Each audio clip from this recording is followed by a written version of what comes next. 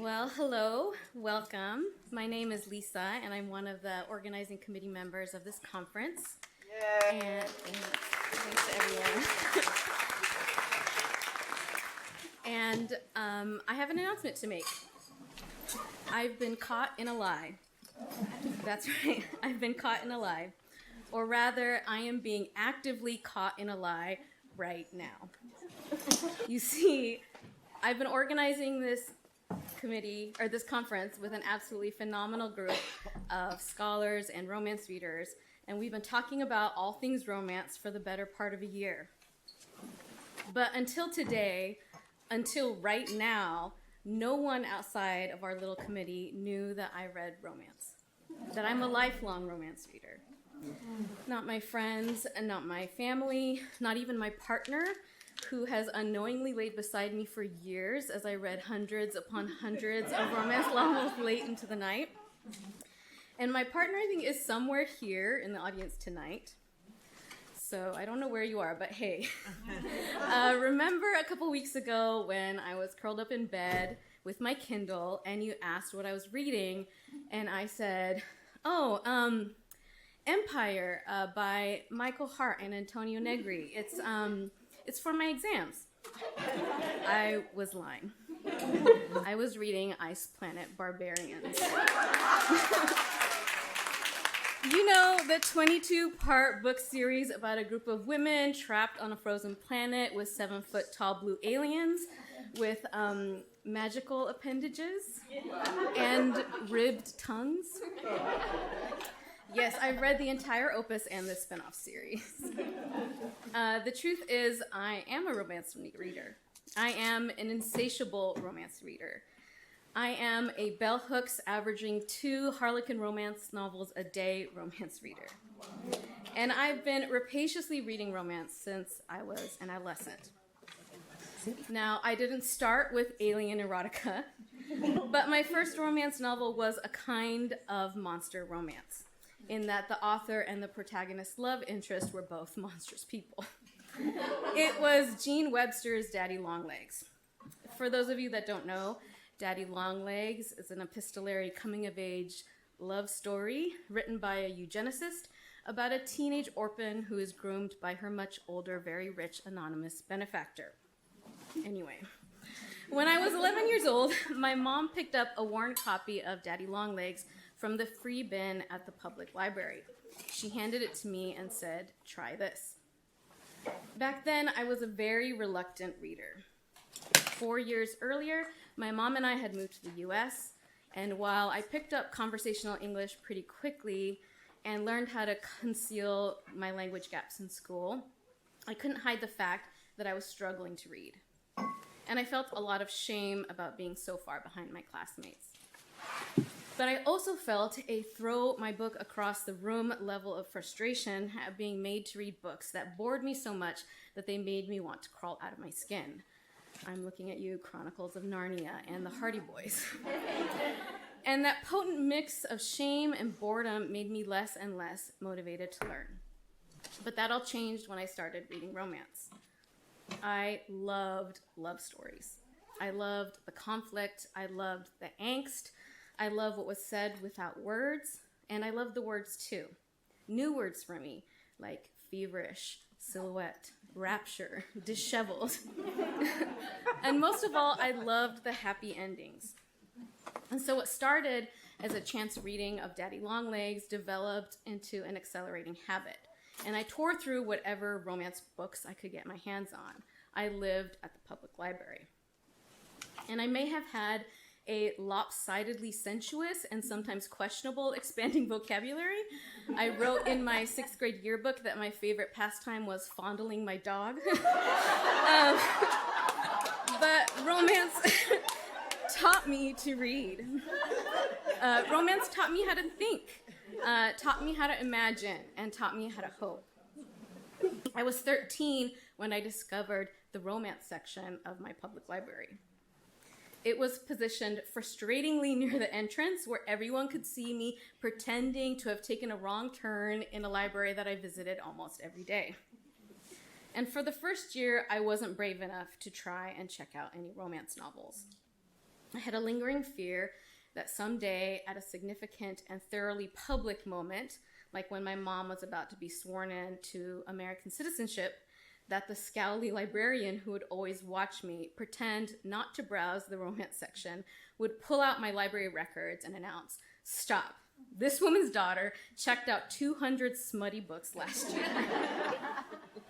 So I would sit on the floor, huddled in a corner with my book propped on my knees so that no one could see the cover, and read the afternoon away until my mom picked me up from work. And a few minutes before I knew she'd arrive, I'd scribble down the page number that I was on in my school notebook, and I would put the book back on the shelf. And that's how I read all 200 of those smutty books that year. I was also 13 when I met my would-be abuser. I hadn't put these two events together, my introduction to popular romance fiction and my own monstrous daddy longlegs, until I joined the organizing committee for this conference. It wasn't until Jayashree Moore, the guiding star of this conference, told me about her research on the speculative power of popular romance fiction that I came to realize that all those years at the library, all those pages of romance novels, weren't simply coping mechanisms that I adopted to bypass reality. Reading romance was not an escape from daily cruelties into a fantasy world in my imagination. It was a calling to a truer reality. It was an everyday reminder that my body was not created to be a site of violence, but a place of delight, pleasure, playful curiosity, careful attention, and loving care. And with this very recent realization, the embarrassment that I felt at being a covert romance reader quietly dissipated and was replaced by a profound gratitude for the ways that popular romance fiction helped me continue to believe in and strive toward my own happily ever after. So here I am, welcoming you to our conference, Popular Romance Fiction, the Literature of Hope, with deep appreciation for the genre of popular romance fiction, its texts, its writers, its documentarians, its theorists, and its readers. I don't think I can pretend to be lost in the romance section anymore. And everyone here now knows what's on my Kindle.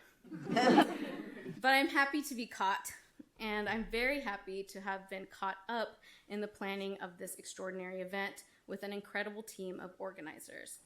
Iman Abdul-Karim, Jayashree Moore, Lacey Jones, Rebecca Potts, our fabulous faculty mentor, Professor Erica Edwards, and our champion from the get-go, Professor Catherine Lofton. The graduate student organizers for this conference.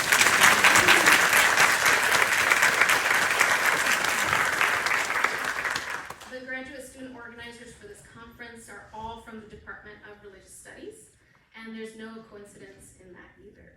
We all see the reverberations of religious experience in romance.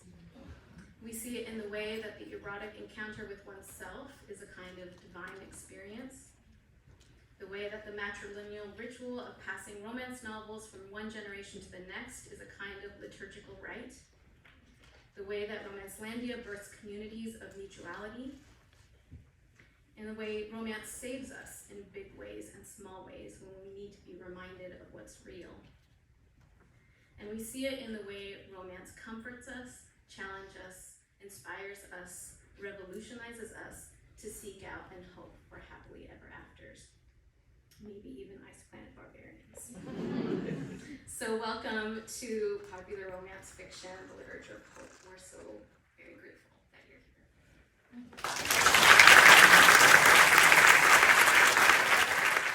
A director talk back with the wonderful documentarian of the film we just saw, Laurie Kahn, as well as writers from the film, Eloisa James and Beverly Jenkins. Unfortunately, Radcliffe could not join us tonight, but Professor Bly, Mary Bly, Eloisa James, and Ms. Jenkins will be speaking on their writer experience making the film, Romance as a Literary Vehicle of Hope, Romancelandia, the changes in the landscape, and a lot more. So, Laurie Kahn. Director, producer, writer Laurie Kahn brings the lives of compelling, unknown women to the screen. Her films have won major awards, been shown on Netflix and PBS Primetime, broadcast worldwide, screened at prominent museums and film festivals, and used widely in classrooms and community groups. Laurie's first film, A Midwife's Tale, a doc-drama hybrid based on the Pulitzer Prize-winning book, won a Primetime Emmy for Outstanding Nonfiction Program. Her documentary, Tupperware! Won the George Foster Peabody Award and was nominated for the Primetime Emmy for Outstanding Nonfiction Directing. And her documentary, Love Between the Covers, received festival awards and 5 stars at Netflix. Before Laurie became an independent producer, she worked on Eyes on the Prize, The American Experience, Frontline's Crisis in Central America, All Things Considered, and Time Out. She's currently part of a team with WGBH and Anonymous Content developing a streaming dramatic series based on her documentary film Tupperware. Mary Bly. Mary Bly is a Shakespeare professor and chair of the English department at Fordham University, as well as a New York Times bestselling author of over 30 historical romance novels written as Eloisa James, 26 languages, world sales of 7 million. In 2022, she launched a story on Amazon Vella, which reached number 3 on a leaderboard with over 20,000 likes. She also wrote the New York Times best-selling memoir, Paris in Love, about the year her family spent in France. CBS Sunday Morning celebrated her as, quote, reigning queen of romance. Her most recent book is Not That Duke, published by HarperCollins in July. I don't know if that's the... Okay. All right, I was just going with the inflection there. All right. And last but not least, Miss Beverly Jenkins. Beverly Jenkins is the recipient of the 2018 Michigan Author Award by the Michigan Library Association, the 2017 Romance Writers of America Nora Roberts Lifetime Achievement Award, as well as the 2016 Romantic Times Reviewer's Choice Award for Historical Romance. She has been nominated for the NAACP Image Award in Literature and was featured in both the documentary Love Between the Covers and on CBS Sunday Morning. Since the publication of Night Song in 1994, she has been leading the charge for inclusive romance and has been a constant darling of reviewers, fans, and her peers alike, garnering accolades for her work from the likes of the Wall Street Journal, People Magazine, NPR, and the New York Times. Let's please welcome Panel 1, Part 1. Welcome, everyone, and thank you to Yale, thank you to Jayashree for having all of us. Do you guys recognize how historic this is? Yeah.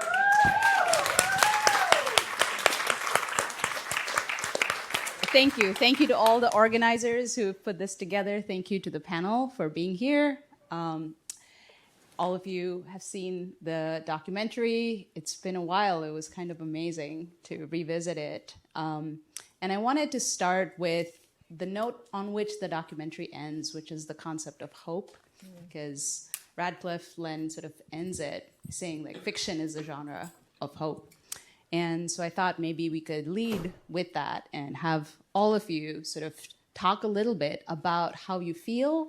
You obviously felt it at that point. Does it still hold true? Does romance feel like the genre of hope even today for all of you? Am I supposed to go first? It definitely still feels like the genre of hope. And I think that, you know, the happily ever after that is possible for anybody is a powerful concept. And I think that when there's a story that Mary Bly told me once about how these books were given out in battered women's shelters to say that a positive ending to a relationship is possible and you should hold out for it. And it's still true. Hi, everybody. Thanks for coming. I just want to say how wonderful it was to see like my kids on there and Anna in her Justin Bieber t-shirt. And her blue cap, and Luca, who's now married and lives in Africa. I mean, it was great to see the home there for a minute. I think it's still the language, definitely the genre of hope. I would say that in some ways it's become sharper since we did the film. And I would put that in two ways. I think politically, America is hugely divided, and romance is one place where we meet, right? On my Facebook group, there's no politics. There's only people who love romance. And I read them. Sometimes I'm like, we definitely wouldn't get along if we met in a voting booth, right? But it doesn't matter because we're talking about books that we love. And so I would say it's hope, not just for, 2 people or 3 people or a person and a monster or whatever. It is hope that maybe our country can be more unified by things that we share and values that we share someday, that we can get back to that place. So that's where I would put hope at the moment. And I'll just add to that and say, I think that politically also, it is the place of hope, because as I see publishing, I think that BIPOC authors have made the most bounds here in romance. And I think that is also like romance comes from the people and rises up. And I think we are the hope for literary novelists in 15 years. Interesting. I think due to the pandemic that romance became a hope for all of us. I think the numbers of people who were buying romance and who discovered romance went through the roof. Because you knew what you're going to get. You're going to get that comfort. You're going to get that hope. And yes, romance has made some strides for BIPOC. Love is love is love is love. We all know love is love. But, do we really want to get into the RWA mess? But, because of RWA's hubris, we took a step back with representation. And my concern is, who's going to teach the babies? Because that's one thing we were known for was craft. How did I get on this subject? But still hope. Always hope. Okay, I'm going to stop now. We'll come back because I have a question related to it. So, but thank you all for opening up with that. And I wanted to follow up with another theme for the conference, and again for some of our organizers, as well as you, Ms. Bev, who have that religious component, and that's a huge part of your spiritual life too. So I was thinking when I was watching the documentary today about the human connections that we see in the documentary. And I was also thinking about whether we think of the community as a kind of a secular religious community is part of the human connection that you saw, Laurie, and that you have both experienced here. Is it analogous? Is it giving us another way to connect? I think it is. I mean, and you got some fanatics. Well, you got some, people who don't really believe. To quote Coach Prime last week. But we've got that common community of love stories. And I think it empowers us as a group of people. We've got Romancelandia on Twitter. We've got the sort of building the romance house of Blue Sky now. There's like 300 of us over there now. But yeah, it's a community. We've got likes and don't likes and food and, it's complicated.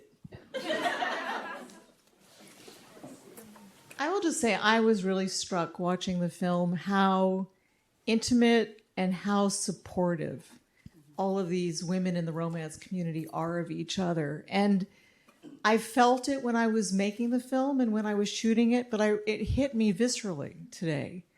And when I was making the film, I was aware of this. And all of those shots with 2 people together was to sort of reinforce the idea of community And it's very hard to shoot an interview with two people because normally one person's like looking down or fiddling and doesn't know what to do. And I knew that the people in this community would interact with each other and would bounce off of each other and relate to each other in a really intimate way. And it worked. I guess I would just double what you say. I think that spirituality, not spirituality, but organized religion has receded in this country. And those communities, those churches used to teach values. And I think romance communities have taken over some of that. It's like what Jane Ann Krentz says, that the deep sort of values of a culture can be found in its genre fiction and certainly in romance, that it's people get to their happy ending because of their virtues, because of their courage and their tenacity and their ability to love. Well, since we're, talking a little bit about your approach to the film, I was thinking maybe we can do a little bit of like origin story. So to go backwards, say, what drew you to this project? How did you go about sort of setting it up? And then for folks who were featured in it, do you remember being approached and what your initial reaction was? We just discussed this. I'm really interested in communities that are built by women. So here's this genre that's by women, that's for women, that's about women. How could I resist it? Was I knowledgeable? No, I was incredibly ignorant when I jumped in. And Mary can tell you the story of me approaching her at the beginning. And she was like, "Oy, this woman's got a lot to learn." But the people who were the main characters in my film, the way I picked them was that I liked them. And I was also looking for people who would work on camera and that showed a wide range of people in the romance community. So that's my story. I would say I was told the movie was coming, then I met with her, and you literally knew nothing. I mean, I don't think you'd read any romance, had you? I'd read some. I was just like, this is never going to happen.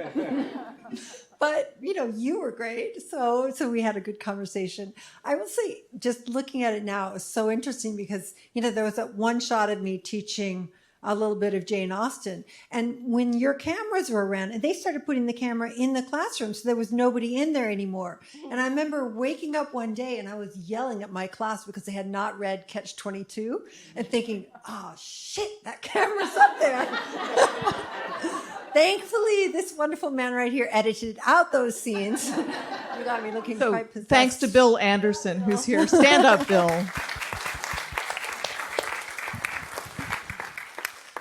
I remember Laurie approaching me. I was talking to Brenda Jackson. I think we were in Dallas. Mm-hmm. And she said she wanted to do this movie. And what I was like, okay. Never say no, right? Well, to some things you say no, but not this. And so she said she would call me, and she did. And, and a lot of the stuff that she did with my family was cut because, short of money and all that. But my grandson was in diapers. Now he's 11. So that's how long it's been. But it holds up really well. And she did a great job. I cleaned my office for her to come, too, though. It hasn't been cleaned since, but... because we never would have gotten in there if I hadn't cleaned it. But they were just lovely. They came to my church and did my family, and it was just a wonderful time. Wonderful for me, too. Yeah. It's lovely. Thank you. It was so interesting seeing that scene. I don't know if you guys saw, I had a rug with a lot of colors in the living room. The colors on that rug totally faded out. So during the pandemic, my kids and I got down on the floor and colored them all in with marker. Now that red rug is all purple and blue and yellow. It was lovely to catch that time. And like you, they caught time with my father who's a poet who's now dead. And for his memorial, we played part of that film because it was so beautiful. And it's really meant a lot to have that didn't get in the film. There were a lot of things that hit the proverbial editing room floor just when you're trying to put everything in 90 minutes. And there were so many scenes that Bill and I were like, no, we've got to cut it.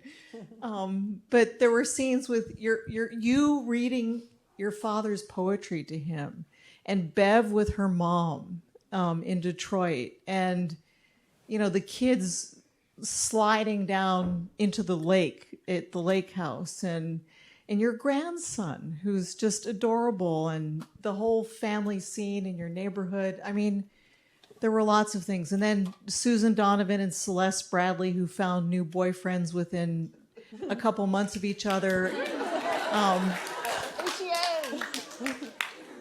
So there were a lot of things that just we didn't have time. But there are things I'd cut now. I think I would have less on the business at the end if I were to cut it. It's important, but I think that I would stay closer to community if I were to recut it. Still can.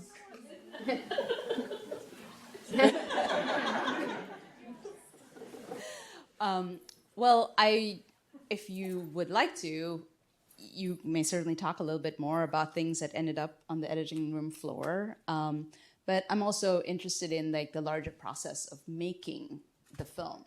How long was it? How much time did you spend on pre-production? How much time did you spend actual filming and then in post-production? Can you talk a little bit about the technicalities? Yeah. So I got introduced to many, many communities. It wasn't just one community in making this film. I got introduced to obviously the Romance Writers of America and all that represented at the time to the community, to your group of readers gathered on that bed in a hotel room, right? I mean, to Bev's readers and going to Charleston. I mean, I sort of kept inviting myself places. I'd stay in touch with all the main characters and I'd say, so what's up in your life? Hi, it's me again. And Bev would say, well, we're going on this trip to Charleston. And I'd go, can I come? I told her if she can pay her way, she could come. Or, Mary said, I'm keynote at a conference in Atlanta for the local chapter of RWA, wasn't that? Or whatever. And I said, can I come? So I was constantly just discovering, I also went to Authors After Dark, which is the community of people who write much more edgy romance. And I went to lesbian romance conferences, and I read a lot of romance. And I got involved also in the International Association for the Study of Popular Romance, which Jayashree is now in charge of. But I was there when they had their very first conference in Australia, and the Australian woman who kept a video diary and I were roommates at RWA because I couldn't afford a room of my own. We found each other on a bulletin board, and she said, if they've got this conference happening in Australia, come and stay with me. So I was at the very first IASPR conference and then went to the conference every year after that. So I got to know the scholars of romance as well as the readers as well as the writers.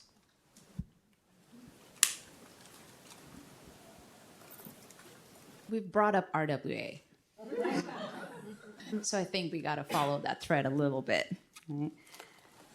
Was, to all of you, some of the complexities that we now know very well evident in the process of making the film?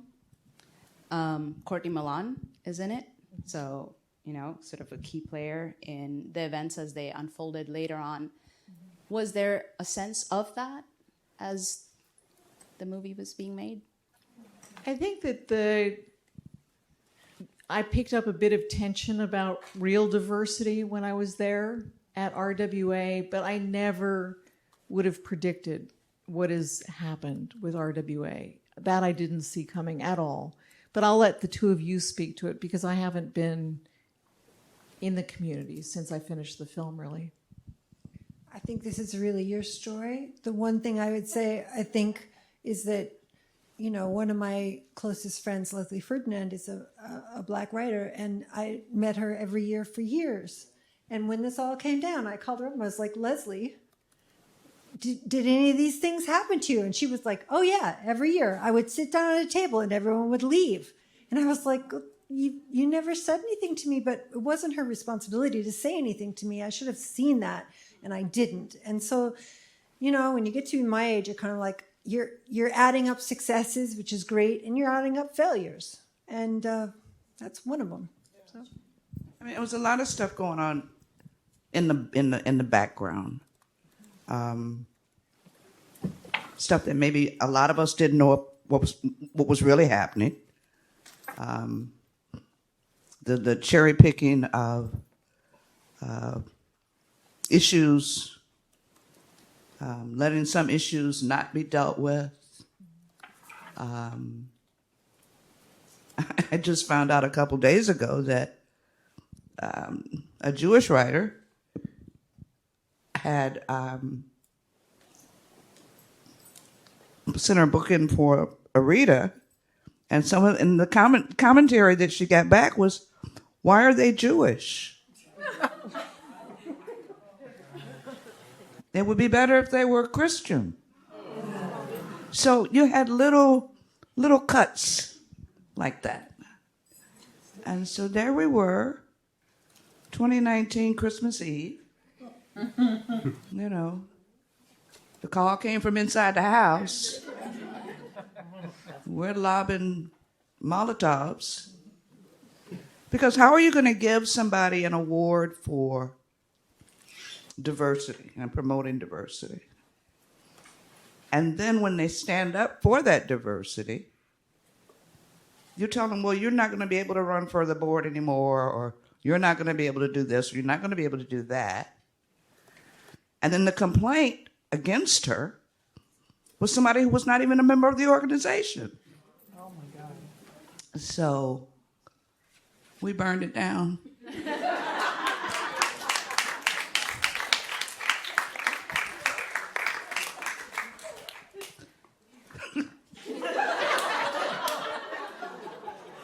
Not personally, but yeah. I mean, the board quit that night. Most of them were women of color. So it was a whole lot of stuff that was not right. And like I said, it's sad because it had the potential and had functioned as the largest women's-led writers organization in the world, and kicked a lot of ass on our behalf. And so now we're just sort of, trying to figure out where we're going. And like I said, craft, which was our biggest, for me, that was the top of the line. You had science fiction writers who would come to our conference and said they learned more in the hallways at RWA than they did at other conferences. So we'll see what happens.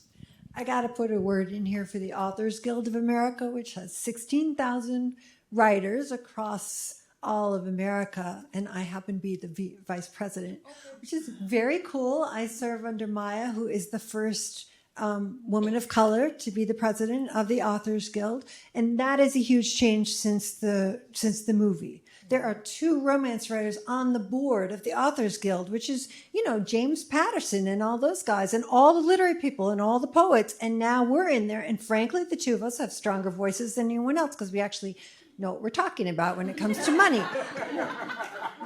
My dad was a poet. He was still getting a $10,000 advance, like at the end of his life after winning the American Book Award from HarperCollins, from my publishing house, So there's that kind of thing where romance is getting so much more respect from institutions that just didn't even see we existed before.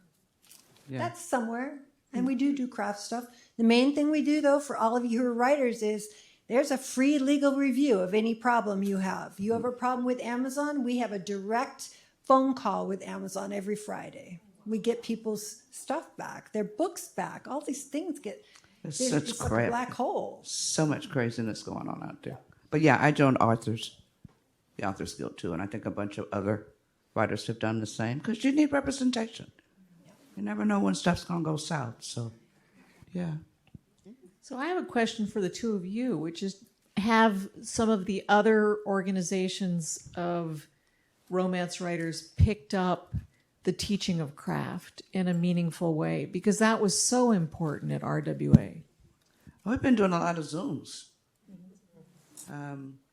Because a lot of chapters stayed together. Right, Sarah? Where are you? I'm here. Yes. Yeah, okay. A lot of, I'm going to call out folks in the audience. A lot of chapters stayed together. I know I did a gazillion crisscrossing the country from my living room, teaching craft, teaching world building, teaching. And I knew I was not alone. There's a lot of other authors out there who are doing the same because we're all concerned about making sure that people get the help that they want, the writers get the help that they want and need. So, yeah. And we're still doing it. Somebody came up with a proposal the other day, said, well, how do we get all the romance writers to get together so that we can have craft classes? I said, email us. Let us know. Yeah. I guess for me, it feels like a loss, right? I pulled out of the RWA, and that's that. Like, I'm not going back there. And there hasn't been anything that's come forward like it. Yeah, I did some Zooms. I did teach genre fiction, which was fun because you saw in there that the chair of English at Fordham was like, do not ever tell anyone you're a romance writer, you will never get tenure. And I'm now the chair. Go ahead, girl. Fun. So I taught genre fiction, and Nisha is here somewhere. Where's Nisha? There she is. Nisha Sharma came to my class on Zoom and was fabulous. And, and that was a lot of fun teaching students. I mean, I give them a book. I was giving them books I thought were fantastic. They would rip them to shreds. But, the day before I gave them one of my books, Beauty and the Beast, I was like, my husband was like, you're just going to have to go with it. And they were very nice for like 10 minutes. But that's the thing, right? Romance has changed from when I wrote Beauty and the Beast. Like, things do not pass anymore that were great back then and sexy. So you have to kind of go with it and learn. But I think it's sad that there's no place where people like us who've been writing for a long time, like I really learned a lot. You learn every book. You keep learning. It's ridiculous. I just turned in a book. I learned so much in August writing that book, finishing it. Yeah. There's nowhere to go. Yeah. And I miss the community. Yeah. Because sometimes, that's the only time we all would get together in one place was at National. So I would see Mary, and I'd see Sarah, and I'd see Nisha, and I'd see, all the black writers that came. And I miss that. I miss standing. Shirley. I miss... Yeah. There's Shirley, yeah. I know. I miss sitting on the corner with the smokers. Nora Roberts. And Nora, All the things that they're saying, yes, happened to me too. I've had people get up and leave. I've had lots of people stay. But RWA still does exist. And they did have a conference this year. It was in Los Angeles. They had one last year in Tennessee. They are much smaller. Yeah. But being smaller means you get to talk to everybody who's there. And many people are new, don't know that history that caused the meltdown. But they are like everybody is saying, they want the information. Yeah, they do. And so the people, and they did make it much more diverse. The speakers that were at those conferences were a lot more diverse than vanilla. Good to know. Which we did know. It went on for from 19 whatever when they started up until the meltdown. Everything was pretty much vanilla. But then after that, the board resigned. This new group that came in after that, after all of the heat went down, Yeah. they kind of are more somber now.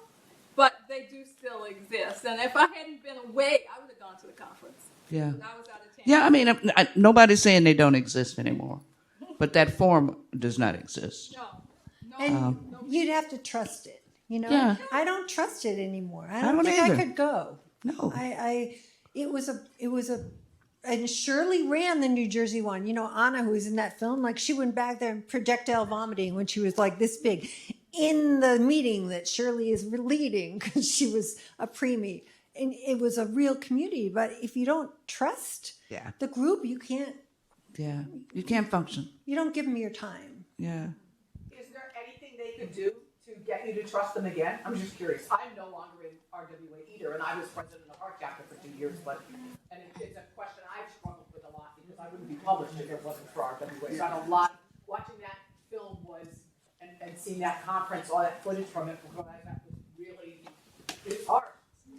Yeah, let me add that I am very proud of running the grant organization for the which gave Jayashree a grant when she was just a graduate student. So I mean, it did work all over Absolutely. the place. And thank you. And, I did not want to interrupt folks who were jumping in. We do have time for Q&A, and we will let all of you speak. But as you were speaking too, I wanted to sort of reinforce that. So yes, the RWA grant was a massive support to romance scholarship. And yes, I met Mary at the Mall of America in 2004 at a book signing, and she said, "Oh, you're working on romance. We are doing this new grant. You should apply." And so I did.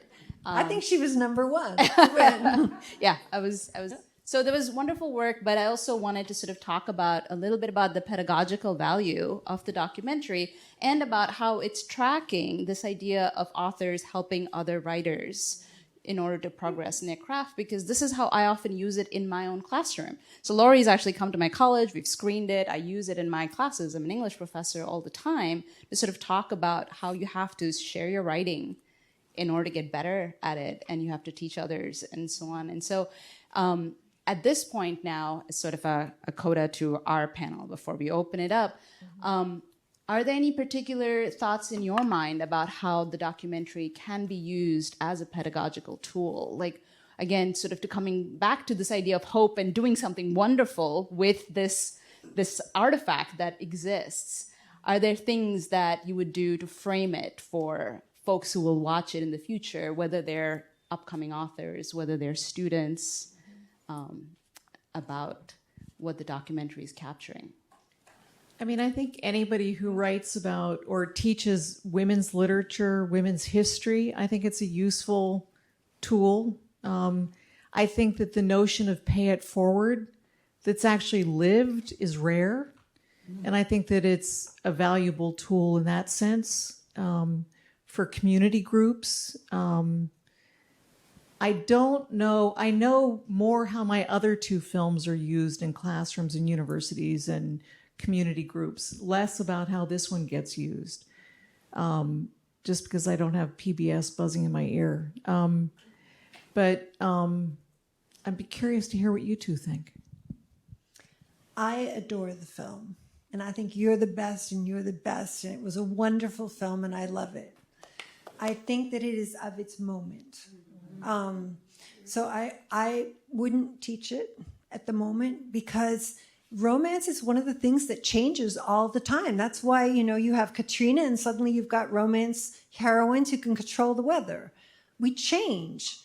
Before, the first queer romances were written way before gay marriage. So we change and grow. And I think when I'm facing a classroom of young people, I want them, and I had my kids reading stuff that came out the year before, right? I want them all to feel empowered in the same way these people did. It's teaching romance is often just about empowering people to saying, hey, you can read this, right? Here we are at Yale, and this is where I got my PhD. So I distinctly remember I would walk down Chapel Street because there was a Salvation Army there that sold romance for like 50 cents, and I had zero money, right? So I went down there and I was buying Signet romances, those little Regency ones. And I put them in my bag, and I came back and went to the library, and I was with a friend of mine, and it buzzed, when you go through. And she said, oh, and they took out the 2 romances. And she said, oh, I see why you didn't show those. And I was watching this and I was thinking, you know what? She's not tenured.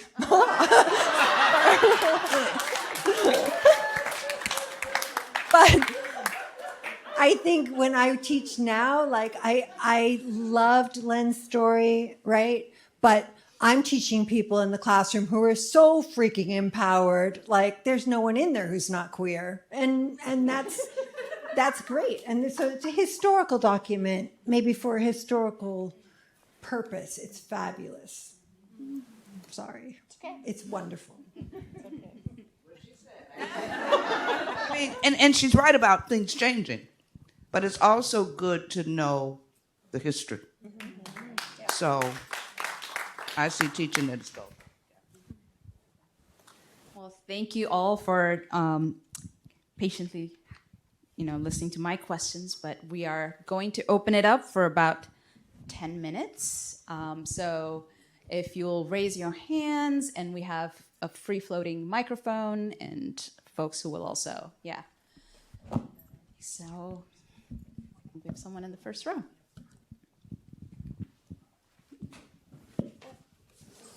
Do you want to run it? Okay. Perfect. So first I might say that the film could be used to bolster the, sadly, we still don't know women's anatomy, that women have sexual desires and like to read about it and, like to express it.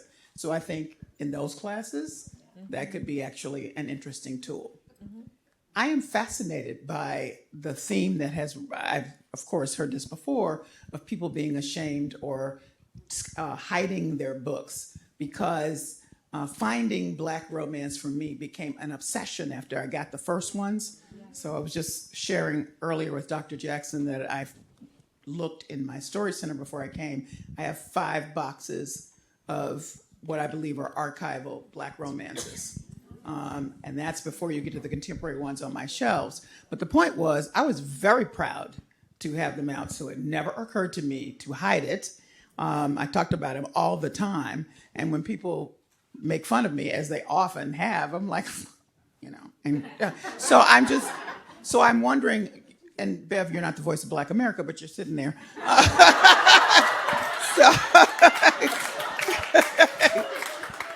So I'm wondering if in your responses from readers, did you detect that among Black readers of Black romance? No, they're proud.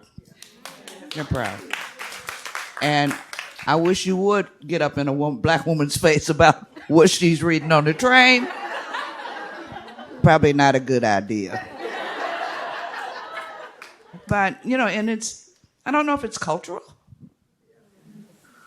to be ashamed of what you're reading, to look at things as guilty pleasures. Nothing that gives you pleasure should make you guilty. So stop that. But no, I love you, Callie. I just think it's different, right? You were saying, she gave a wonderful talk at the Beinecke, right? You were saying that and you said it here too, your characters come to you full. Yeah. Mine don't. They come out of my childhood, right? And I pull threads and I make it into a book. So the thread on the book that I wrote in August was my mother assessing everyone by whether they were A, ill-bred, or B, stupid, right? And she would say, oh, but my children, they're fine. And there's nothing that's guaranteed to make you feel stupid faster than that, right? Especially if you're hiding a love of romance, because then you're not Tolstoy. And so I would say it's cultural, but it's so complicated. One of the last things she said to me was, someday you're going to write a real book. But doesn't mean she didn't love me. She did. She loved me fiercely. She wanted me to be Tolstoy. She just didn't get it. And I think that's changed, and I think it's great, I think we'll go back here. Thank you. Good evening. It's a pleasure to be here, and thank you guys for putting this together.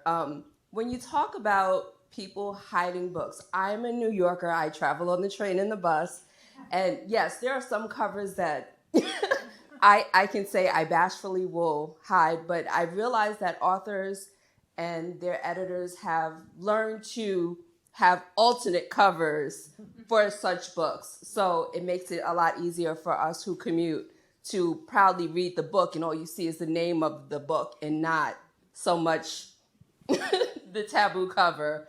But I do, romance transcends all, whether it's Hispanic, Asian, African American, whomever. And I love reading about different cultures. Romance has grown in terms of reading about different cultures. Mona Sharoff, Adriana Herrera, all of you wonderful writers bring culture alive, especially if you're in New York, you always see it, but to read about it and to understand it, because growing up in New York, you've seen these things when you went to your classmate's house, well, back in the 80s and 90s anyway, I don't know about now, but you immersed yourself in the cultures, and it's so nice to read it now where we didn't have that when romance, early on, I'll just say early on in romance, it was just black and white, so to speak. So thank you. I got to add one thing. Nisha Sharma is here, and you all should be reading her books, right? And the first book of hers I read, I told her this, was about high school dancers doing Kathak dancing, which is classical Indian dance. And last week I went to a performance down and around 50th Street, because I live in New York too, because I heard about it and read about it in her book. And then I went and I was sitting there identifying everything, the bells. I knew everything they were doing because I read her book. And that's the great gift of culture that goes beyond what I had on a Minnesota farm, for sure. I'm actually going to quickly just follow up with that. What you saw Mary just do, she does all the time.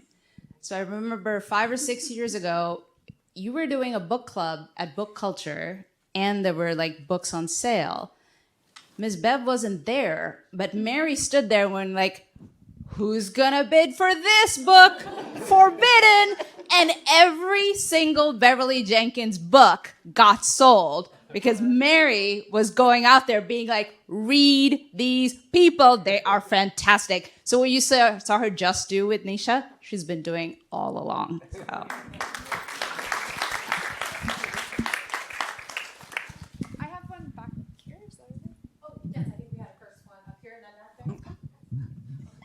Hello. Thanks for being here. I wanted to say about the documentary. I loved it. I can't remember how I found it, but I found it. And historically, it was helpful for me because that's how I found my MFA program at Seton Hill. That's how I met Ms. Bev the first time. That's how I met Dr. Peeler. And that's how I was also able to give my grandmother, who was a voracious reader when she was alive, books with characters that looked like her, because I didn't know that there were historical romances with Black women until I discovered you, and then Brenda Jackson, and then I fell down the rabbit hole with Arabesque Girl. They're catching on, and the prices are going up, especially Selena Montgomery, but I'm working on it. My question is, how do you see genre fiction being treated academically? I selected my MFA program because they were friendly to genre fiction, but I had friends who did MFA programs elsewhere, like Johns Hopkins, etc. And she dropped out. She was like, I couldn't do it. I couldn't handle it. There were things I wanted to write that people were frowning upon. So how do you see genre fiction and popular romance in the academic lexicon? I hope I said that right. Sometimes I ramble. I think you should just write it. And I'm not a professor, so I'm going to let them. I don't think you need an MFA, right? My dad he taught a lot of MFAs to make money, but he scorned them. He was like, you want to write, you write. I mean, Seton Hill's the only one that celebrates genre fiction and their connection in Scotland with whatever it is over there in Scotland. But other than that, I didn't even take a creative writing class. I had never heard of. I remember when my first book came out, and people were saying she does a shitty command of POV, and I was like, "What is POV?" No idea. We didn't know what we didn't know. But you know what? I mean, in my first book, everybody has a POV. The butler walks in, he has a POV for a paragraph, and then other people and other people. But you know what? It came out in hardcover. I mean, come on. you got to tell a story, right? I figured out how to tell a story. You tell a story every single time. That's the key. I wouldn't worry about it. Write what you want to write. Hi. I joined the RWA like 20 years ago, right? And I've been comparing it to the work that I do as an interim minister. So, like, maybe you all didn't see what was going to happen, but I saw what was going to happen because I've seen it happen with churches. So, but what I love about the work that I do with interim churches and with RWA is that a whole new paradigm is taking over. That when I joined RWA, it was this big, humongous thing, and they couldn't even get a quorum for their annual meeting. And I was like, are you serious?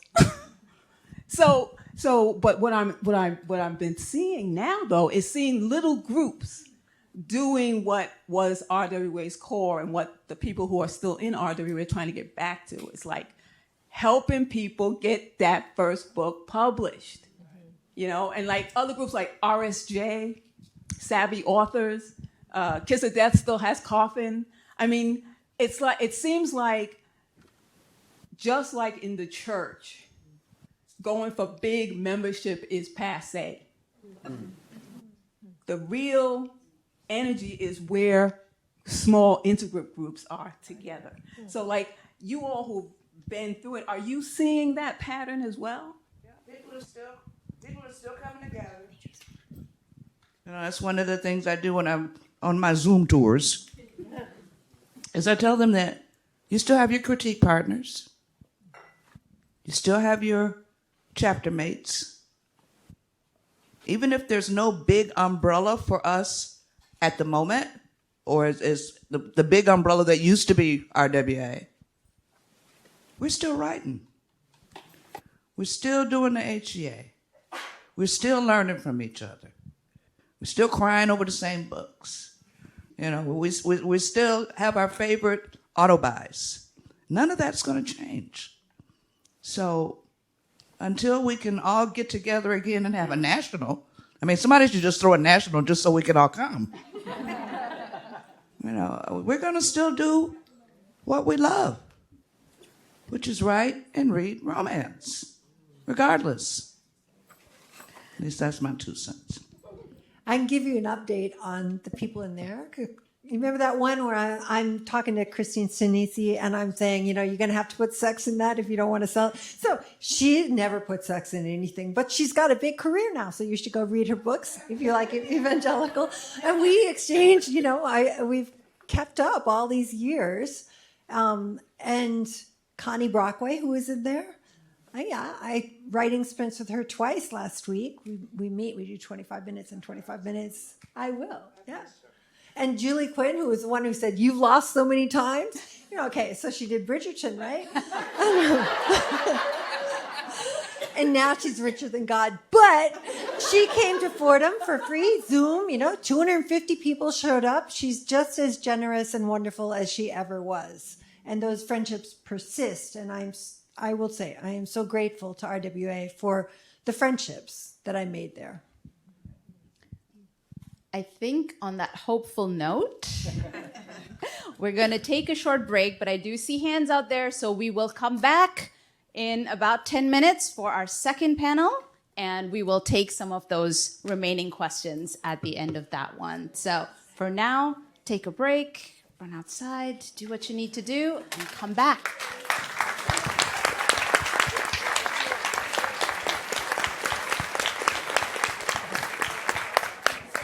All right, everyone.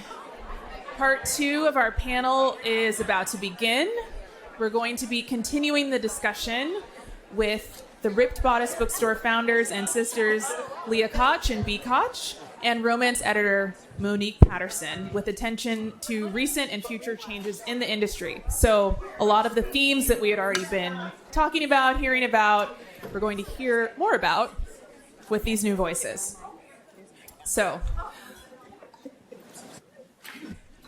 Leah and B. Koch are sisters and the owners of the Ripped Bodice bookstore.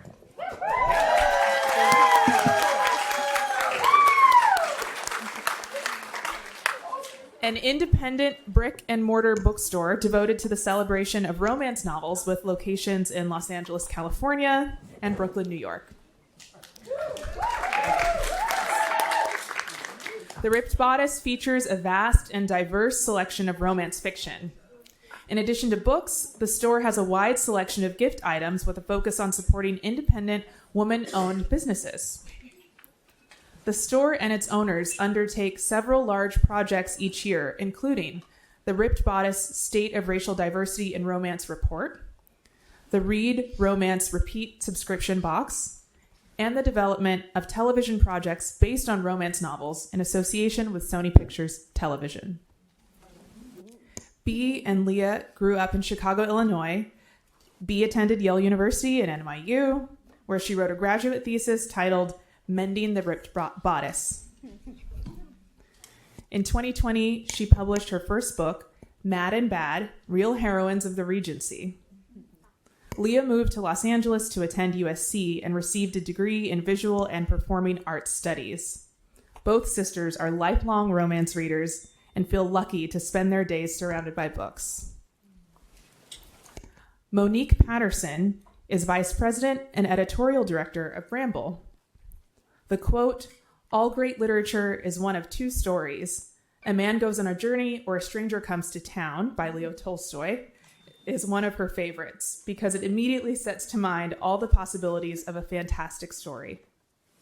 Finding books and authors that reach across the breadth of our experiences as humans is important to her. Publishing a wide array of romance, commercial women's fiction, and a select amount of nonfiction allows Monique to explore all of those experiences. Some of her upcoming titles are Calamity by Constance Fay, The Serpent and the Wings of Night by Carissa Broadbent, and Gothicana by Runix. Awesome. Thank you. Take it away.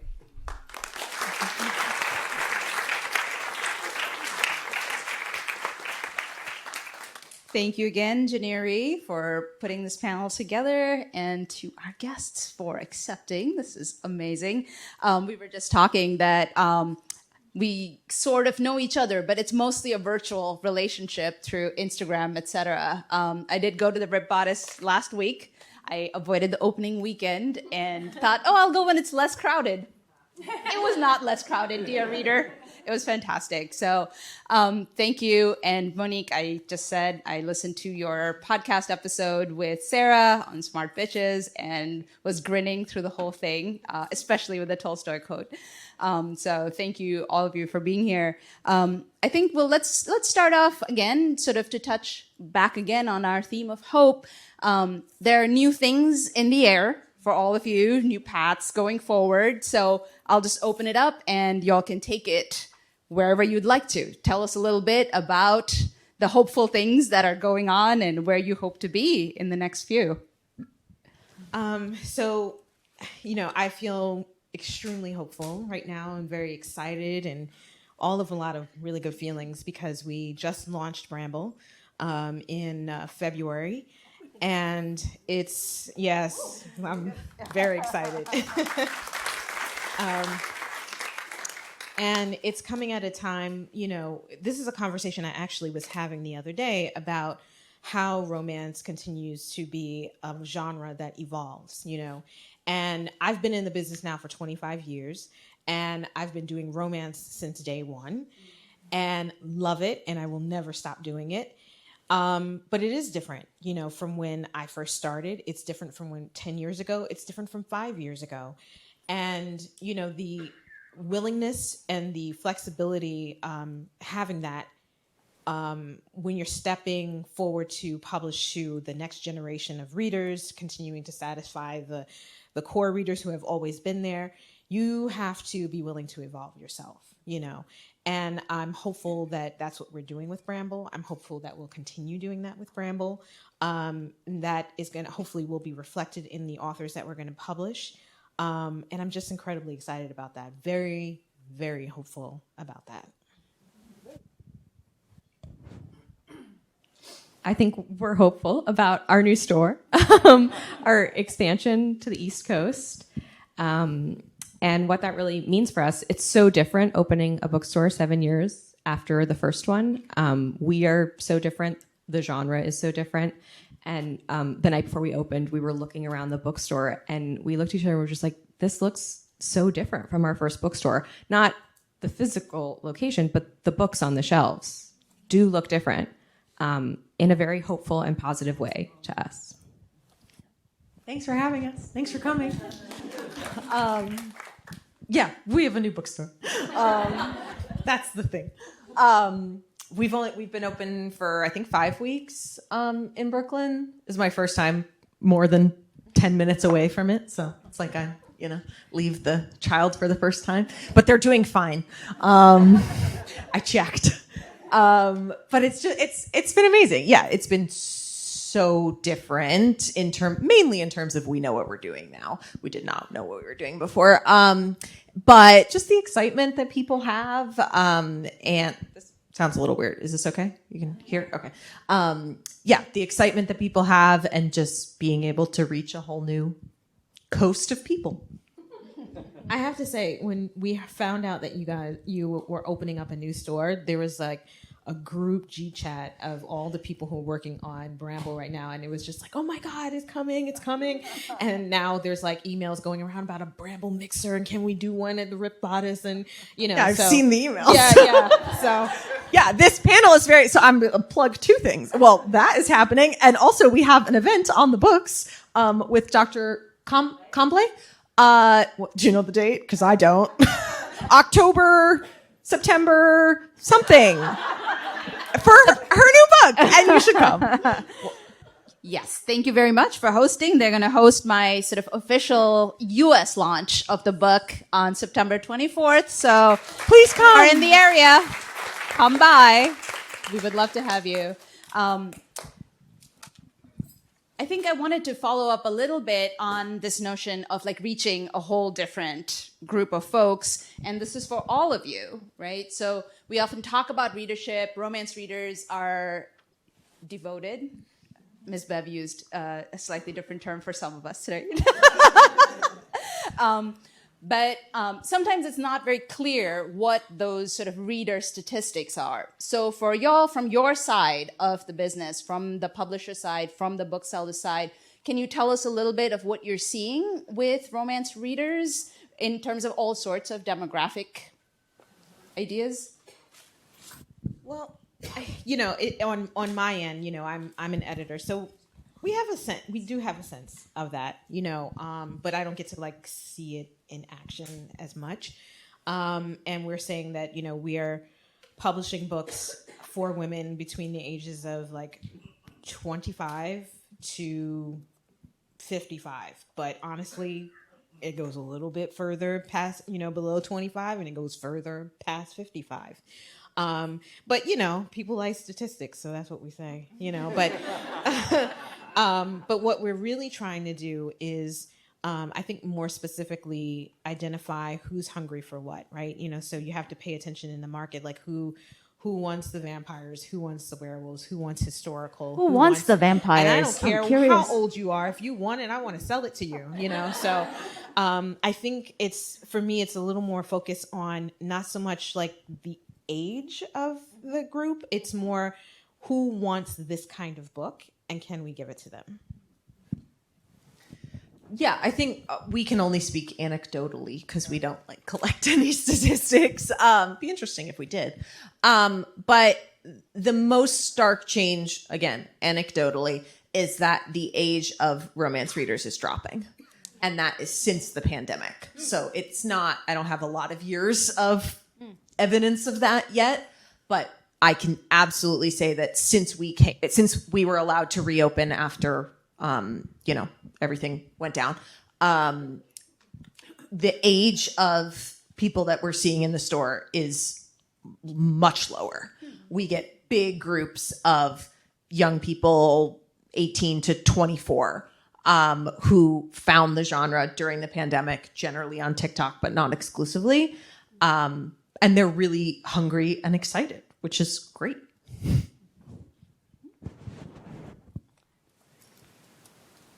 Should we open up the Pandora's box of book talk?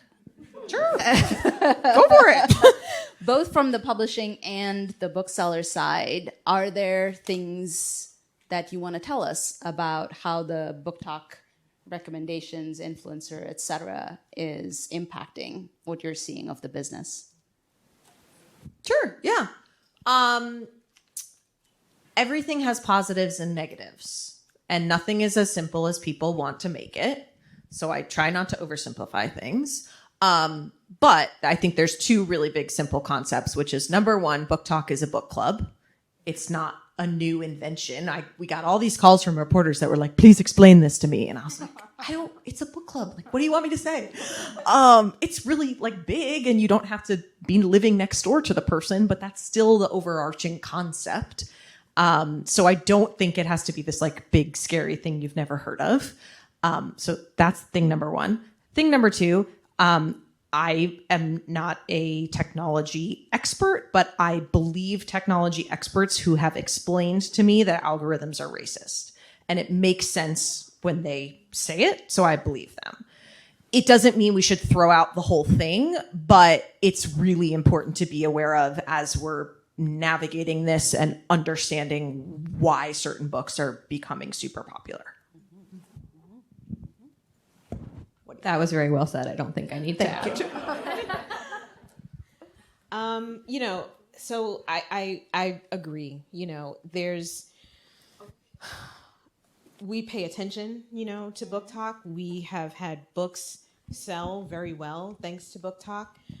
Some of the books that are coming are authors who are selling well or doing well on Book Talk. Some of them who are on Book, Talk, and some who aren't, and just kind of caught on in that space. I think anything else, it can be a tool, and you have to understand the tool. You have to understand how it works. You have to understand who it works for and who it doesn't. This is the reason why things can't be, we love when things are easy, plug it in and it works and great. We make money and everybody's happy. But that never is the case. Like you said, everything is much more complicated, including how you are introducing authors into the world. And not every campaign and every platform is going to be the one that works for them. It doesn't mean that, everybody's paying attention to Book Talk. So it's like, well, who cares? Okay. Like everybody, I have authors who bestsell who nobody knows who they are in Book Talk. Mm-hmm. There is a world outside of Book Talk, That said, if you're going to sell well on Book Talk, great. I'll take it, So I think it's a tool that can be used. And I think you just have to understand what it is and what it can't do, and some of its problems, just as we've said here, Let's talk a little bit about what all of you might say to someone who is new and trying to get into the business of romance. Bookseller side, editor, publisher side, what advice do you think, based on things you've seen in the store, things that you've seen coming in, projections that maybe your like someone who wants to write? Yeah. So advice for newbies, including, like I said, are people reading vampires? Is that still a thing? Because it was 20 years ago when I was reading them. So thoughts? I have the same advice that Mary and Miss Bev had, which is write the book, That's the most important thing. Like for somebody like me, I can't do anything with your idea. The idea that is burning inside of you, that idea that you're dying to put down on the page, that maybe you're afraid, you don't know what's going to happen if you do. I can't do anything except say, write it. You don't know what's going to happen until you put it on the page. Because I do things with the real thing, And I always say that it's always better to take that risk. And I believe this about anything, is if it's burning inside of you, put it down on the page. See what happens, I mean, I'm not sitting around. I have a lot to read. But I am constantly on the hunt for that next new voice. And maybe it's your story, but you have to put it down on the page. So that's like the most important thing, After that, you can figure out who you can talk to and who you submit to and how you write a query letter and all that other stuff. But honestly, none of that matters until you have that book written. I personally needed to hear that advice, so thank you. But it's also true for us from the bookseller side. We have people come in all the time and say, "Oh, I'm writing a book," and we're so excited. Bring it to us when it's done, because at the bookstore there's not much we can do with your ideas, or until you've talked to an editor or put it on paper in some way for us to sell it. But more than that, just every story is needed and wanted, and there is a reader for it. And the romance genre is so enormous, there can't possibly be that perfect book for everyone written already. And you could write that. And I think we see that all the time. People walking into the store and finding a book that they never expected to find and connecting with it in this incredible, beautiful way. And that author might not, they might not tag them on social media, but they did give that person a unique, beautiful experience. And everyone who wants to write romance can do that. Well said. If you want to write romance, or if you want to write as a profession, you need to operate as a professional from the day you tell anybody that that's what you want to do. So take yourself seriously, because if you don't take yourself seriously, why should we?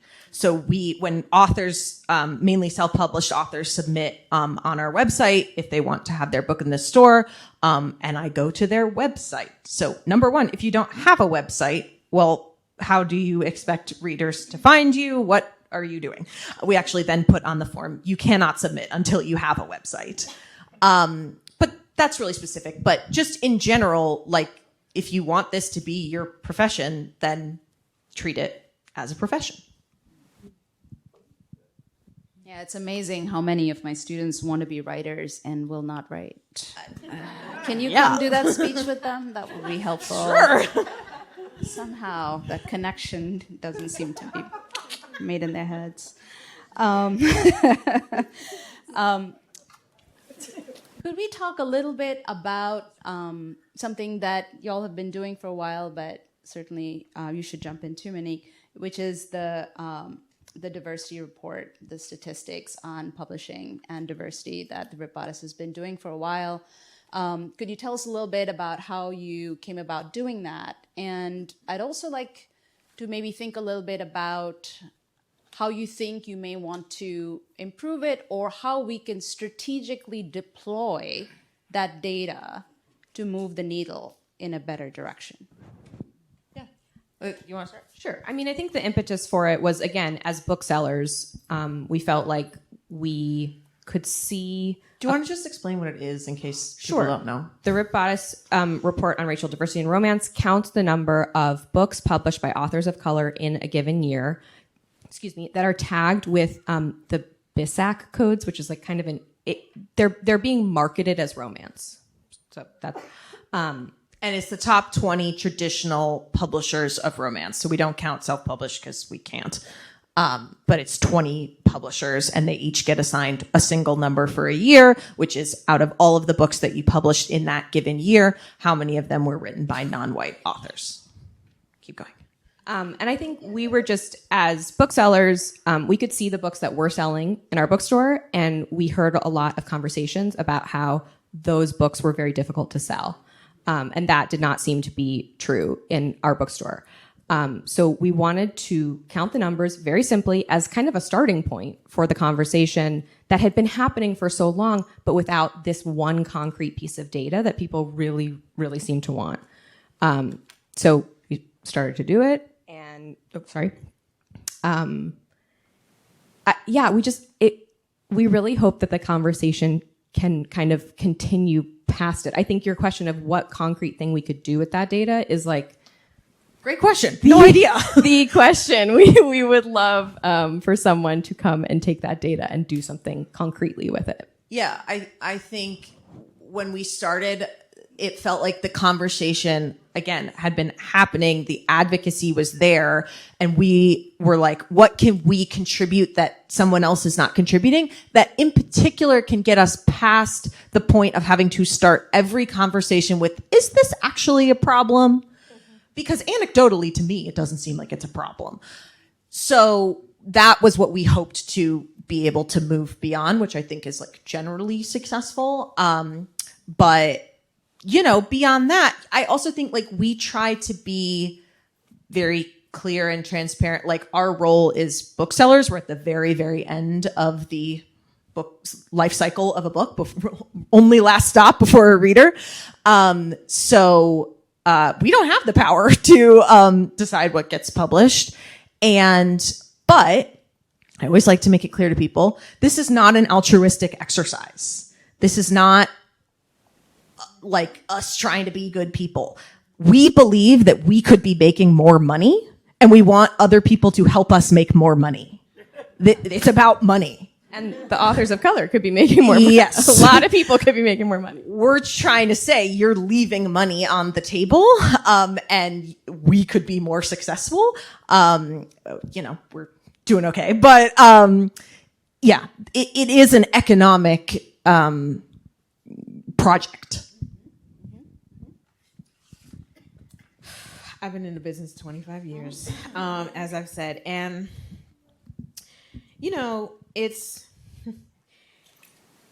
it's interesting. And I mean, I use the word interesting, and on any given day, it can have any one of 50 meanings, right? Some days it's interesting in a good way, and sometimes it's interesting in a not so great way. To have been in the business this long and still say, we're working on it, I think, when you are a person of color in this business, and for a very long time, I was like the only, there was like somebody in sales who's a woman of color, and that's it. It was just the two of us in the whole room all the time. And it's very hard to be one of the very few in there and then make that big of a change, like make an institutional change, a change in an institution that has been that way for so long, for longer than you've been alive, for longer than your mama's been alive and you've been alive, But you're doing your part, hopefully, by bringing in the books that you're bringing in. But then even that continues to be a challenge because it's so embedded into everything. It's like basically any way that you can turn your head, you're looking at the problem.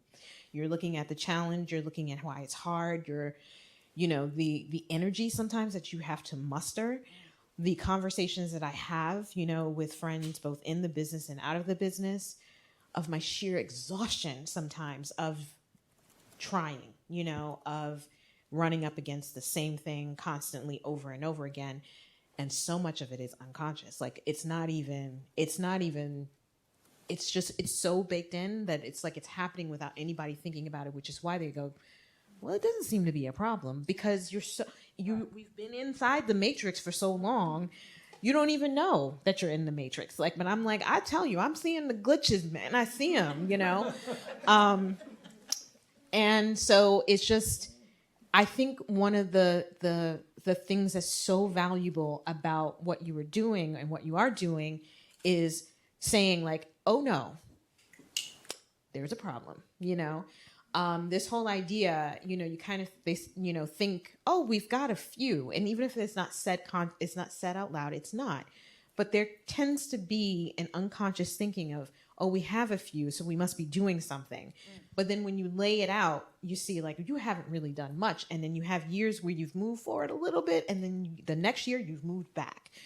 And I think it's really important to have hard look at your actual data and not what you dream you're doing, because you can think that you're doing a thing and not really be getting anywhere. Or you could be doing the work that's moving the needle here and not there. But you have to actually look at the work, at the results of the work. And I think that's one of the things that's so, valuable.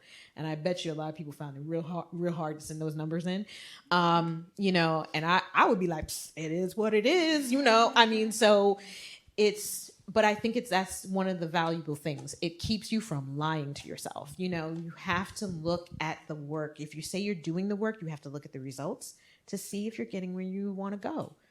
And that can't be just in pockets of individuals within the company. It has to be the industry looking at itself constantly. So, yeah. Thank you for that. I know it's a tough topic, but it's one that we do want to keep engaging in and not sort of brush under the carpet all the time. So thank you for the work and for your responses. I've been doing work on BIPOC romance myself, and one of the things that I keep coming back to is that we need to get beyond past over whatever this idea of convincing people that this is also romance or you can relate to it. Because what I'm finding in my data, especially because of Vivian Stevens, is that Black romance is the core of American romance. You want to enjoy American romance and understand it and our situation in the US, you go to Black romance. That is the heart and that is the root of American romance. So if you're not reading it, you're actually missing out on what makes American romance romance. So it's not the thing that you relate to, it's the thing on which everything else stands and has built on. That's what I would say. Just anecdotally, since we've been opened, we used to hear a lot more, oh, I don't know if I can relate to that, which is a tough thing to hear. We don't hear that as much anymore. I would say that has truly one of the things we've noticed.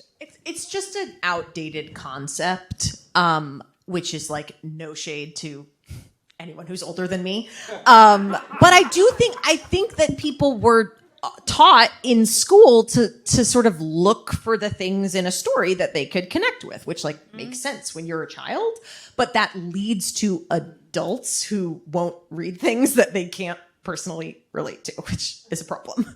But I agree with B that we definitely hear that less. The interesting thing is the place I still hear it the most is about queer romance, if you're not queer.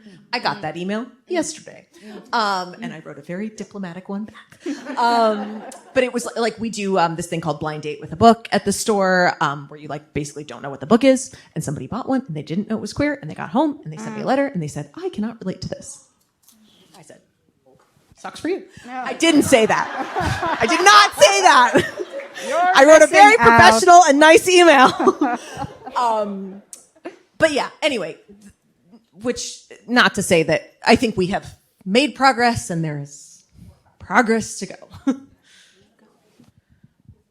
So one last question before we open it up to the crowd. I asked earlier about what advice you would give to folks who want to be writers, but there are lots of folks who want to be involved in the romance industry and not be a writer. So again, from your work as booksellers, editor, seeing other sides of the publishing industry, what advice would you have for folks who want to be part of this but not take on the actual writing? So if you wanted to be in the business, say you're like, I would like to be an editor. I think one of the, best things, a lot of people say, oh, should I do the NYU publishing program? And I was like, oh, you don't need to do that. You can if you want to. I think it's tougher to get a job out here all around. But anytime you can kind of get into those spaces where all the book nerds, which is what I call us, we're all the book nerds. We come and we talk to each other about books, and then we go someplace else and we talk to each other about books. I was like, you want to be where those folks are. And those are very pretty open, events. Like anything like conferences, that's a good place. You start talking to authors, you usually will find editors there. Editors are actually really open to giving informational interviews. I give them all the time, to people. They just ask me, like the interns within the business. I did talk at an NYU. It was the publishing program thing, but someone asked me for an informational interview there. But I don't care, wherever I was, if somebody came up to me and said, I'm very interested in publishing, because I can talk about publishing all day long. So I'll be like, oh yes, come, let's set up a meeting. And a lot of editors are actually like that. So any way that you can get your way in there and talk to an editor to say, I would love to be in publishing, because it is also a really an apprenticeship type of job. So we are very open to talking about that. So I would say, grab an editor wherever you can get your hands on them and just say, I would love to talk to you. Give me 15 minutes for an informational interview. Use informational interview. And we'll be like, oh, yes. So. Okay. It's a good question. You have so much more access to talk to many people than you used to. So, like, get on some platform and start talking about books. Pick a platform. Start there.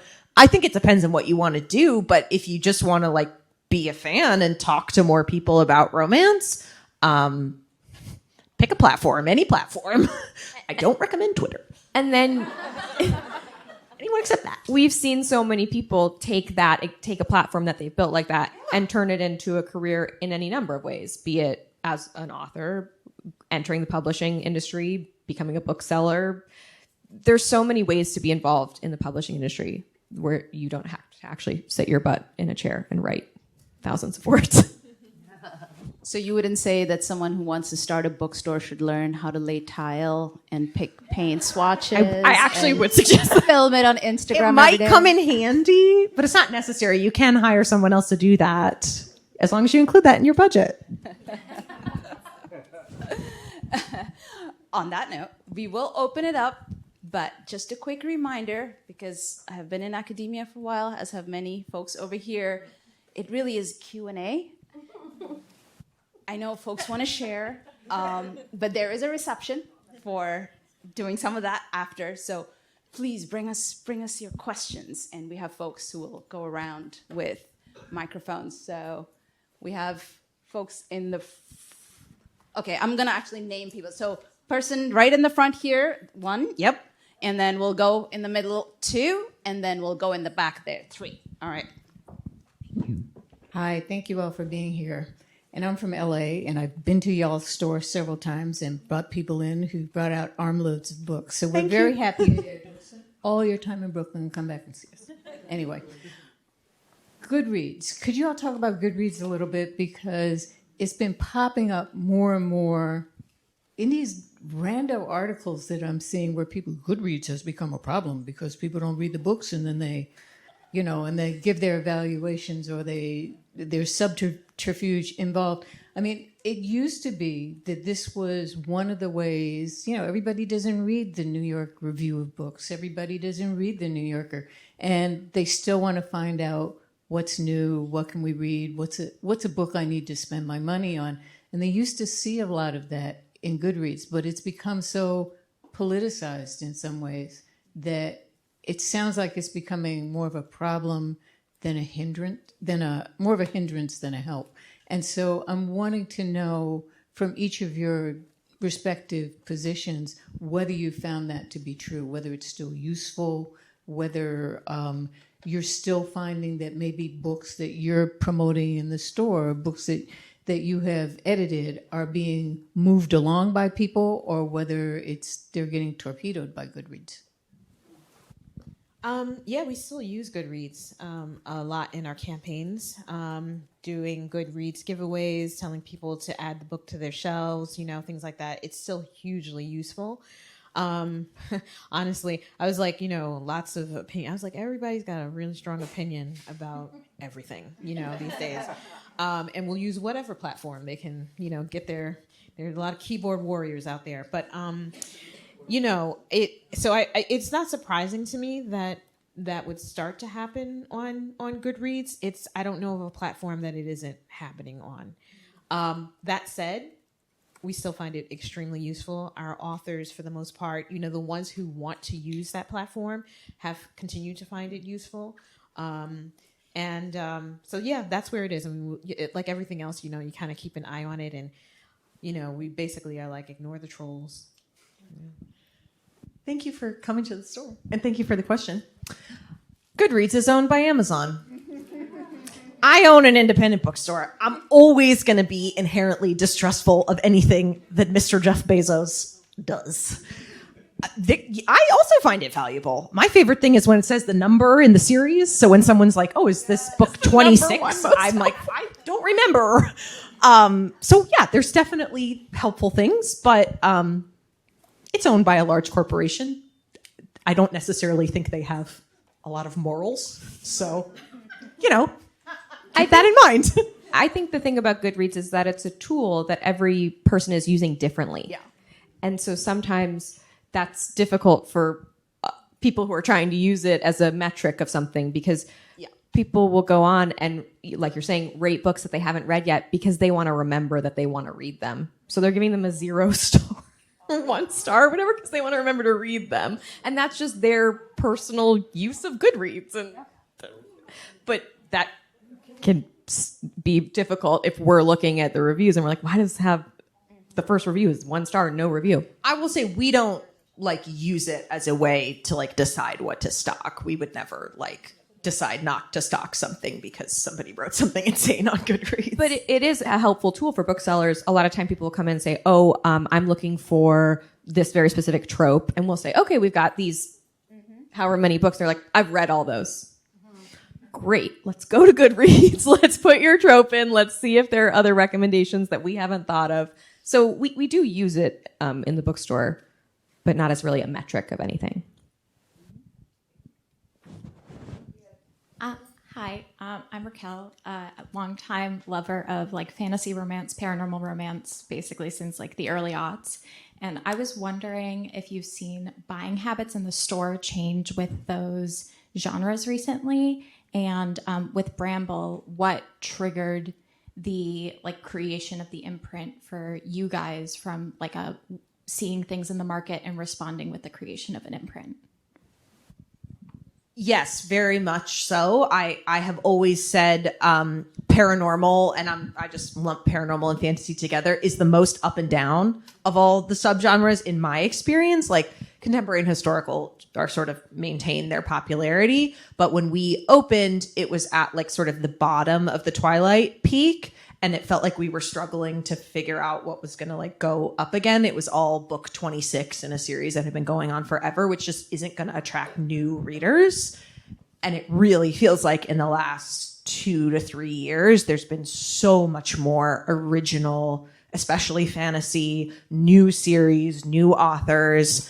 I think we need a few more years to properly look back on it, but absolutely, we are definitely selling much more than we were 7 years ago. So I'll talk first about kind of what I was seeing, and then I'll talk a little bit more about Bramble. I'm a huge fan of paranormal. Vampires, werewolves. If it's fantasy, I'm your girl. I'm your girl with romance, just period. Okay. And so I'm in the business, so I pay attention as a business person, but I also really pay attention as a fan, so there's things that weren't working within the business, or the business was I don't know. But me as a fan, I was like, I don't care what you say. I want more, of this. So I'm paying attention to, as a fan, I know what me and other people who are fans of this are hungry for, and what we're seeing, what we're excited about. So I stay plugged in, not only as a business person, but I think sometimes even more importantly as a fan. So I could see all of this stuff, happening. And then with Bramble, one of our, part of our mission statement is, this is romances for the modern reader, and that we believe that every subgenre belongs in romance, and, we believe that there's a love story for everyone.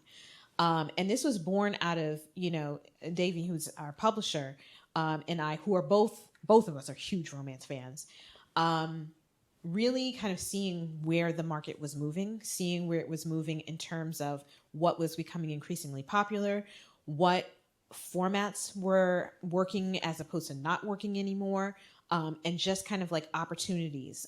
Tor is really fantastic. So there were also some things on the fantasy side of Tor that they saw happening that made so much sense, in especially where those cross, like romantasy, science fiction romance. And so when we started Bramble, we knew we wanted it to be a primarily hardcover and trade paperback imprint, but we publish hardcover, trade paperback, audio, ebook, basically whatever format you want. Not so much mass market, because that format isn't what it used to be, but if we had an opportunity to do something in mass market that was going to be viable, we would do that as well. So that it was really looking at what the market was doing in all those areas, what was increasingly popular, what we loved, and how it lined up with what was increasingly popular, what we saw from a business standpoint, both in terms of the genre and the subgenres, and also format, pricing, everything. We were looking at all of it, and really shaping Bramble based on what we were observing and what we wanted to do, honestly. Can I ask a question? Where did the name come from?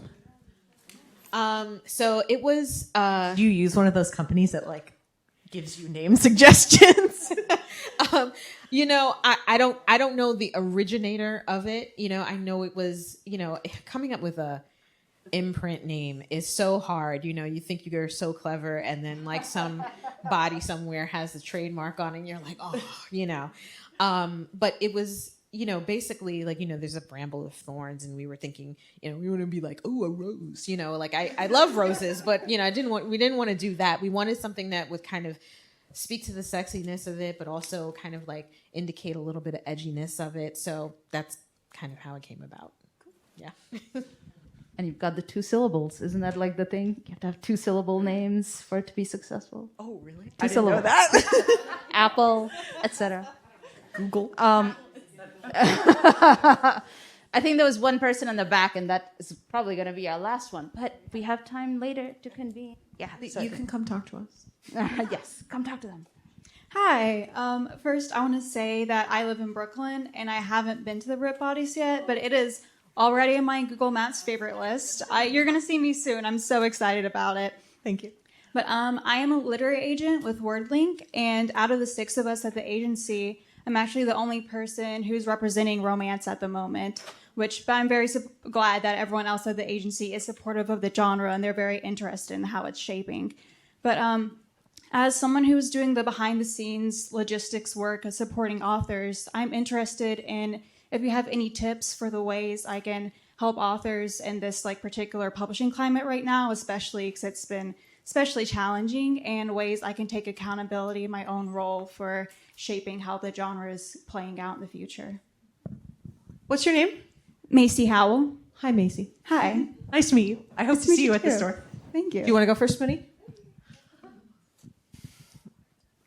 What I want and what Monique wants are probably different. I don't think they are different, actually. What I want and what Monique is actually capable of getting published might be different, because we have to accept reality, unfortunately.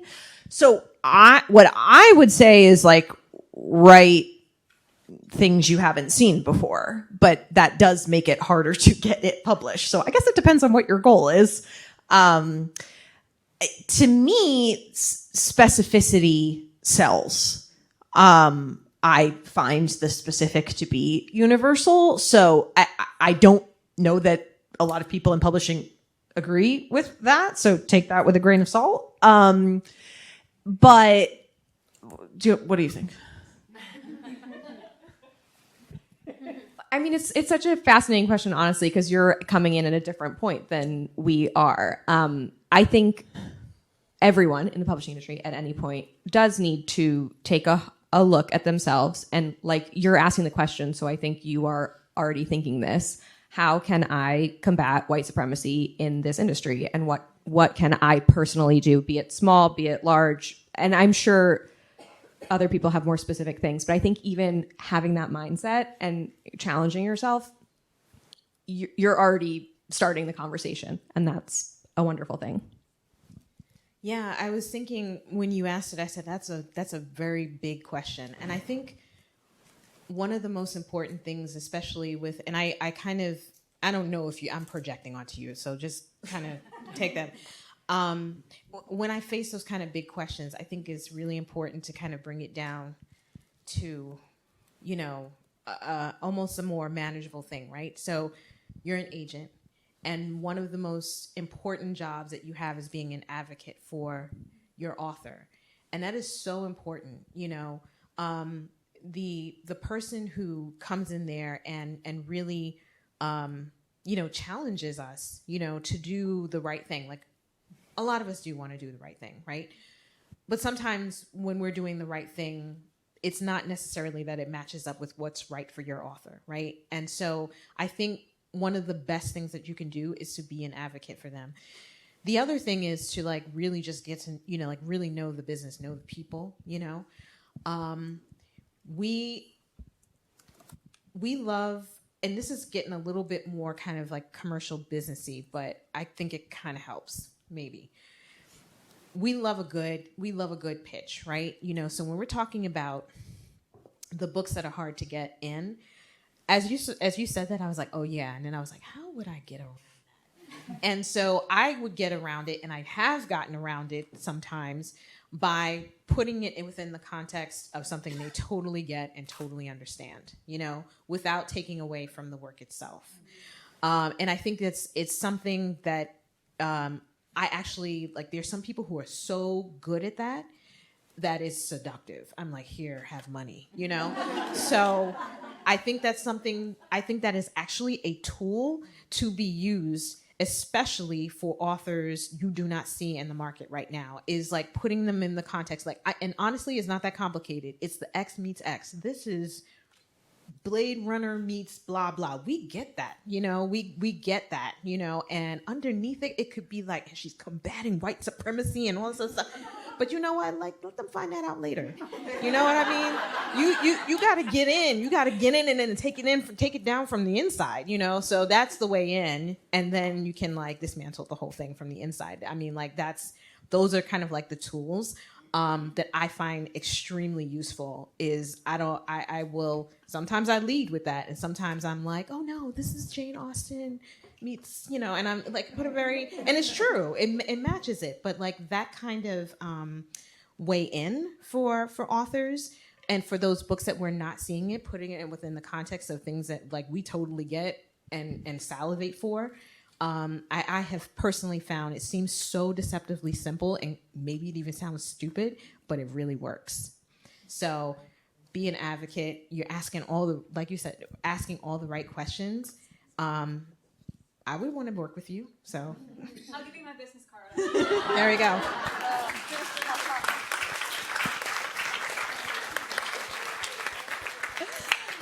I think that's a perfect note on which to end this panel. Dismantle white supremacy, dismantle all forms of discrimination, and if you have to do it from the inside, you get paranormal points too. So there you go. Thank you for being a great audience, and thank you to our panel.